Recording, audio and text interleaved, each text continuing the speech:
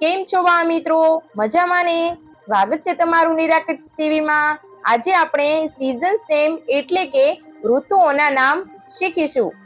તે પહેલા જો તમે અમારી ચેનલમાં નવા છો તો ચેનલને સબસ્ક્રાઇબ કરો અને વિડીયો સારો લાગે તો વિડીયોને લાઈક અને શેર જરૂર કરજો।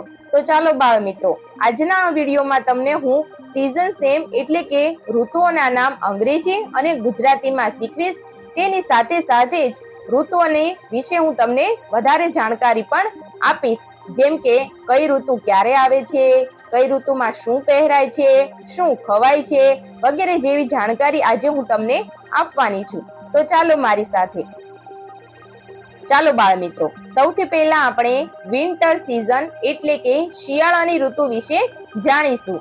શિયાળાની ઋતુ ચોમાસાની ઋતુ પછી આવે છે, એટલે કે 12 મહિના હોય છે અંગ્રેજી, તેમાં નવેમ્બર, ડિસેમ્બર, જાન્યુઆરી અને ફેબ્રુઆરી આ 4 મહિનામાં શિયાળો હોય છે। શિયાળામાં ખૂબ ઠંડી હોવાને કારણે માણસો ગરમ કપડાં પહેરે છે, જેમ કે સ્વેટર, જેકેટ, મોજા, સ્કાર્ફ, ટોપી વગેરે જેવી વસ્તુઓ પહેરીને જ બહાર નીકળે છે। અને શિયાળામાં ખૂબ ઠંડી પડવાને કારણે રાત્રે પણ માણસો બ્લેન્કેટ અને ગોદડું વગેરે જેવી વસ્તુ ઓઢે છે। શિયાળામાં ખૂબ જ ઠંડી પડવાને કારણે માણસો વધારે પડતા આગ એટલે કે અગ્નિની પાસે બેસવાનું પસંદ કરે છે અને ગરમ જગ્યાએ રહેવાનું પસંદ કરે છે। શિયાળામાં રાત્રિ લાંબી હોય છે અને દિવસ ટૂંકો હોય છે। બાળ મિત્રો, શિયાળામાં ફળ અને શાકભાજી ખૂબ જ તાજા અને સારા મળે છે, જેમ કે દ્રાક્ષ, પપૈયા, દાડમ, નારંગી, સફરજન, જામફળ, સ્ટ્રોબેરી વગેરે જેવા ફળો ખૂબ સારા મળે છે।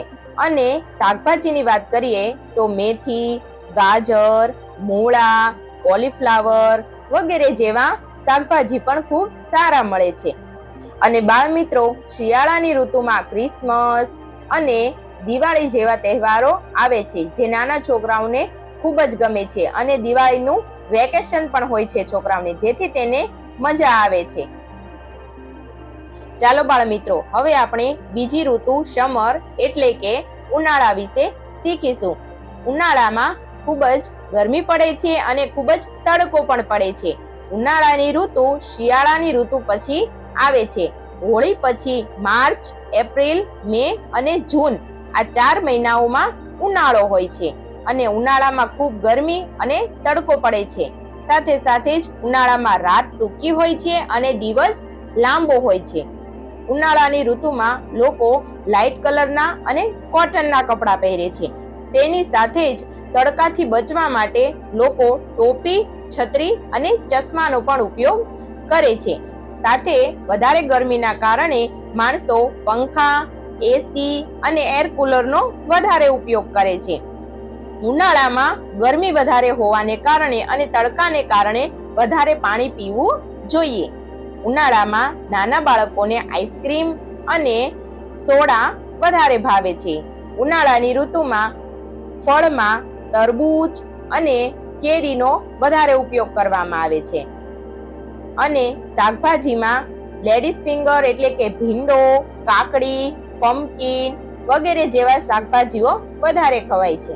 સાથે સાથે જ ઉનાળામાં બાળકોને રજા હોવાથી બાળકો સમર કેમ્પ, વેકેશનમાં પિકનિક પર વગેરે જેવી જગ્યાઓએ જાય છે।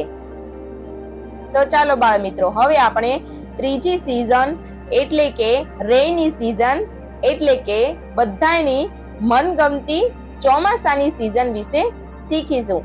ચોમાસાને અંગ્રેજીમાં મોન્સૂન કહેવામાં આવે છે। મોન્સૂન એટલે કે ચોમાસું। ચોમાસામાં વરસાદ પડે છે અને નાના બાળકોને વરસાદમાં નાહવાની ખૂબ જ મજા પડે છે।